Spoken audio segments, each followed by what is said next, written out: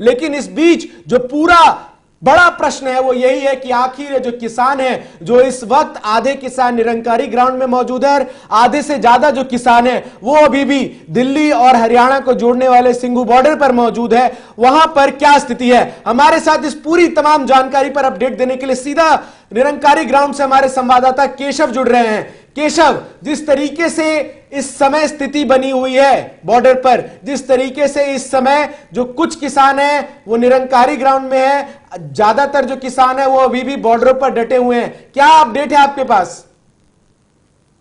जैसा कि इस समय हम निरंकारी आश्रम के पास मौजूद हैं और आप एक ग्राउंड में देख सकते हैं चारों तरफ यहाँ पर किसान भारी मात्रा में पहुंच रहे हैं और उनका जो प्रदर्शन है वो एक बार फिर से उग्र होता हुआ दिखाई दे रहा है। अगर आप तस्वीरों में देखेंगे तो यहाँ पर हजारों की संख्या में अब किसान उमड़ना शुरू कर चुके हैं और उनका ये विरोध प्रदर्शन एक बार फिर से उग्र होता हुआ दिखाई दे रहा है। अभी आम आदमी पार्टी के विधायक राघव चड्ढा यहाँ पर मौजूद थे और भी विधायक यहाँ पर आम आदमी पार्टी के विधायक यहाँ पर पहुंचे, वहीं पर कुछ किसानों ने उनसे सवाल भी कर दिया, आप क्या यहाँ पर राजनीति करने के लिए आए हैं? अगर दूसरी तरफ आप देखेंगे ये किसान है, इनका लगातार आक्रोश जारी है और वो लगातार सरकार पर निशाना साध रहे हैं और कृषि बिल को लेकर जो विरोध दर्ज कर रहे हैं उस पर लगातार सरकार को घेरने की कोशिश कर रहे हैं। अगर आपको दिखाएंगे तस्वीरों में, अगर आप देखेंगे तो यहाँ पर जो किसानों की संख्या है वो लगातार बढ़ती जा रही है।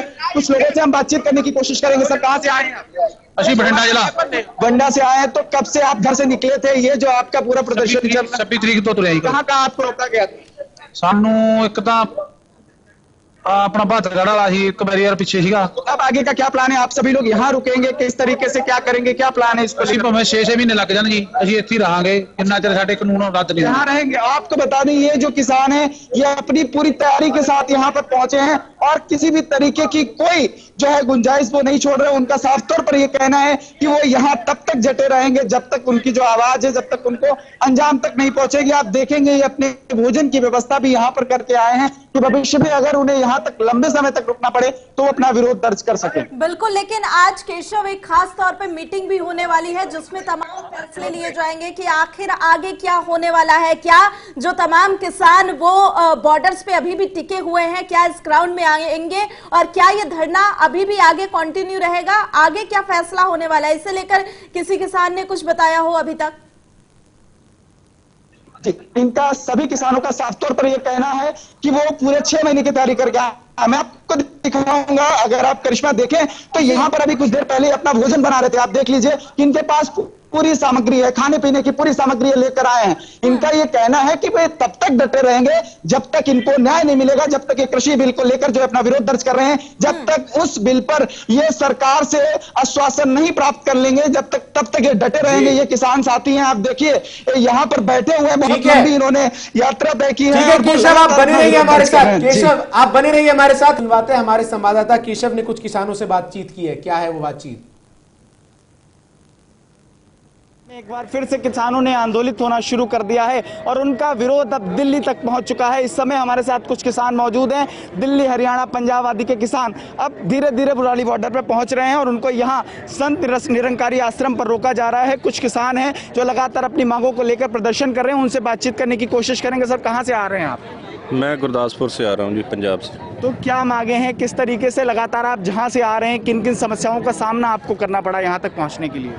हम जी 6 बॉर्डर्स जो है उनको तोड़ के और खेतों जंगलों के रास्ते बहुत मुश्किल से जहाँ तक पहुँचे हैं और हमारे किसान भाइयों को पीछे रोक के रखा है, उनको जहाँ पर आने नहीं दे रहे हैं। तो हम जो जहाँ तक पहुँचे हैं, जितने भी आदमी जहाँ तक पहुँचे हैं, बहुत स्ट्रगल करके पहुँचे जी। इसके पीछे जो ये जो संघर्ष आप शुरू कर रहे हैं, इसके पीछे क्या क्या मांगे हैं, सरकार से आप क्या चाहते हैं? जी, हम तो मांगे तो हमारी यही हैं कि जो ये ऑर्डिनेंस नरेंद्र मोदी सरकार ने पास किए हैं इनको वापस लो, बस। और तो दूसरी हमारी कोई मांग ही नहीं है। और लोगों से बातचीत करने की कोशिश करेंगे। यहाँ पर तमाम लोग हैं जो अपना विरोध प्रदर्शन दर्ज कर रहे हैं। आपका क्या नाम है? मैं उत्तर प्रदेश से हूँ। आप उत्तर प्रदेश से? हाँ, उत्तर प्रदेश से। अच्छा, तो क्या मांगे हैं, किस तरीके से आप लगातार अपना विरोध दर्ज कर रहे हैं? देखो, किसान पुत्र होने के नाते केवल एक दायित्व बनता है कि मेरे अलग अलग राज्य से जो हमारी कौम निधि किसान कौम के लोग हैं, उनकी सेवा के रूप में हम लोग यहाँ आए हैं। जी जी। तो जिस तरीके से किसानों को लगातार यहाँ पर रोका गया, लगातार उनको संघर्ष करना पड़ा, उसके बाद ये बावजूद यहाँ पर पहुँचे हैं, लेकिन अभी भी उनको जो है उनका अभी भी मांगे जो लगातार उनकी जायज़, उन पर अभी कोई ऐसी बातचीत नहीं बन पाई है। तो आप क्या कहना चाहते हैं? देखो, सरकार को अन्नदाता के सामने, देश की सबसे छोटी इकाई किसान जिससे पूरा राष्ट्र का भरण पोषण होता है, उसके लिए मैं कह रहा हूँ सरकार को इंजीद अपनी हट पे नहीं लगना चाहिए और किसान से आके उनके बीच में आके वार्ता रखें, उनकी मांगों को पूरा करें। जैसे कि आप यहाँ पर देख सकते हैं, यहाँ जो यूपी के जो लोग दिल्ली में रह रहे हैं, अब वो भी यहाँ के लिए कूच कर रहे हैं। अगर आप तस्वीरों में साफ तौर पर देखेंगे तो तमाम जो लोग हैं वो किसान यहाँ पर पहुँच चुके हैं। उनसे भी बातचीत करने की कोशिश करेंगे कि आखिर वो क्या क्या उनकी मांगे हैं। मैम, कहाँ से आ रही हैं आप?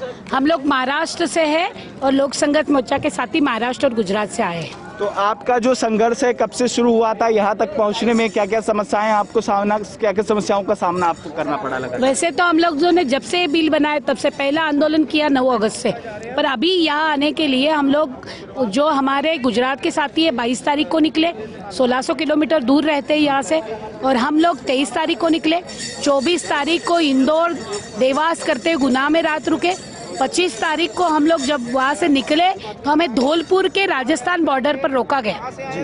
25 तारीख को 1 बजे दोपहर को हमने खाना खाया था, 26 के 4 बजे शाम को हम लोगों को खाना मिला। थोड़ा सा पानी हमारे पास बचा था, कुछ भी उन्होंने हमें दिया नहीं और बोला कि किसने रोका, लिखित में दो, कुछ भी लिखित में दिया। समस्याओं का आपको सामना करना पड़ा। आप देख लीजिए, महाराष्ट्र से कुछ लोग हैं, गुजरात से कुछ लोग हैं जो लगातार अपना विरोध दर्ज कर रहे हैं और लगातार सरकार से मांग कर रहे हैं कि जो उनकी मांगे हैं उन पर सरकार सुनवाई करे, और वो इसको लेकर अपना लगातार विरोध दर्ज कर रहे हैं। और तमाम लोगों से हमने बातचीत करने की भी कोशिश की। यहाँ पर आप देख सकते हैं, अगर ग्राउंड की मैं बात करूं, मैं अपने कैमरामैन से कहना चाहूँगा कि तस्वीरें दिखाएं और किस तरीके से आप पीछे देखेंगे कि यहाँ पर सैकड़ों की संख्या में जो है ट्रैक्टर्स भी खड़े हुए हैं और जो किसान हैं वो लगातार इस कृषि बिल को लेकर अपना विरोध दर्ज कर रहे हैं। उनका साफ तौर पर कहना है कि जो उनकी मांगे हैं उन मांगों को लेकर वो लगातार अपना विरोध दर्ज करते रहेंगे जब तक उनको न्याय नहीं मिलेगा। वीडियो जर्नलिस्ट प्रमोद गुप्ता के साथ केशव मिश्रा, JK24 न्यूज, दिल्ली। तो आपने सुना किस तरीके से हमारे संवाददाता केशव निरंकारी ग्राउंड से लगातार किसानों की क्या हलचल है इसकी जानकारी दे रहे थे। लेकिन अब आइए आपको सुना देते हैं कि मेरठ में जो किसान विरोध प्रदर्शन कर रहे हैं उनका क्या कहना है। हमारे संवाददाता विभू ने बात की है उनसे, आइए सुनते हैं क्या कहना है मेरठ के किसानों का। कृषि कानूनों के खिलाफ किसानों का उग्र आंदोलन आप देख सकते हैं सड़कों पर। इस तरह से उत्तर प्रदेश के किसान अब दिल्ली की तरफ कूच कर रहे हैं। बाबा टिकैत के बेटे राकेश टिकैत खुद ट्रैक्टर चलाकर दिल्ली की तरफ कूच कर रहे हैं। आप देख सकते हैं किसानों का लंबा धरना मेरठ की तरफ से दिल्ली की तरफ जा रहा है। जो 3 बिल 17 सितंबर में पास हुए थे उसके खिलाफ अब उत्तर प्रदेश के किसान भी उग्र हो चुके हैं। पंजाब हरियाणा के किसानों के पर जब लाठीचार्ज हुआ तो उत्तर प्रदेश के किसानों ने भी अब सरकार के खिलाफ ताल ठोक दी है। तो कहीं ना कहीं उत्तर प्रदेश के किसान भी अब पंजाब हरियाणा के किसानों का साथ दे रहे हैं और कह रहे हैं कि ये जो कानून सरकार ने पास किया है इसको वापस लेना होगा। तो किसानों का ये धरना लंबा चलेगा। जो किसानों पर लाठीचार्ज हुआ था उसके विरोध में भी मेरठ के किसान और पश्चिमी उत्तर प्रदेश के किसान उग्र। इस विरोध प्रदर्शन में हम ये देख रहे हैं कि जो किसान हैं वो अपनी मांगों को लेकर अड़े हुए हैं, वहीं केंद्र सरकार भी जो है वो एक सख्त रवैया अपना रही है। आइए आपको सुनवाते हैं, हमारे संवाददाता केशव ने कुछ किसानों से बातचीत की है। क्या है वो बातचीत? एक बार फिर से किसानों ने आंदोलित होना शुरू कर दिया है और उनका विरोध अब दिल्ली तक पहुंच चुका है। इस समय हमारे साथ कुछ किसान मौजूद हैं।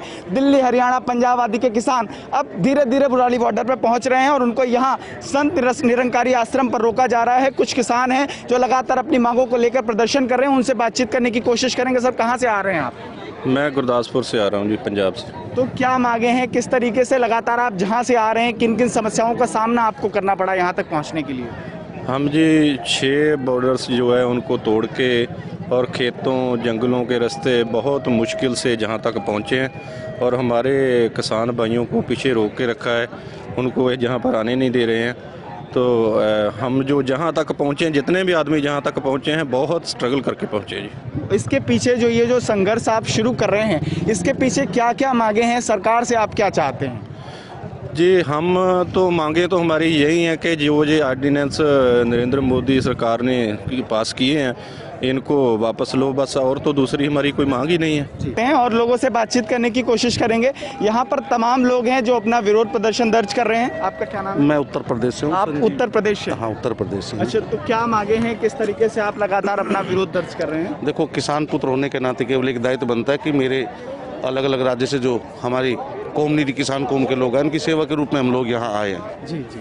तो जिस तरीके से किसानों को लगातार यहाँ पर रोका गया, लगातार उनको संघर्ष करना पड़ा, उसके बाद ये बावजूद यहाँ पर पहुँचे हैं, लेकिन अभी भी उनको जो है उनका अभी भी मांगे जो लगातार उनकी जायज़, उन पर अभी कोई ऐसी बातचीत नहीं बन पाई है। तो आप क्या कहना चाहते हैं? देखो, सरकार को अन्नदाता के सामने देश की सबसे छोटी इकाई किसान जिससे पूरा राष्ट्र का भरण पोषण होता है, उसके लिए मैं कह रहा हूँ सरकार को जीत अपनी हट पे नहीं लगना चाहिए और किसान से आके उनके बीच में आके वार्ता रखें, उनकी मांगों को पूरा करें। जैसे कि आप यहाँ पर देख सकते हैं, यहाँ जो यूपी के जो लोग दिल्ली में रह रहे हैं अब वो भी यहाँ के लिए कूच कर रहे हैं। अगर आप तस्वीरों में साफ तौर पर देखेंगे तो तमाम जो लोग हैं वो किसान यहाँ पर पहुँच चुके हैं। उनसे भी बातचीत करने की कोशिश करेंगे कि आखिर वो क्या क्या उनकी मांगे हैं। मैम, कहाँ से आ रही हैं आप?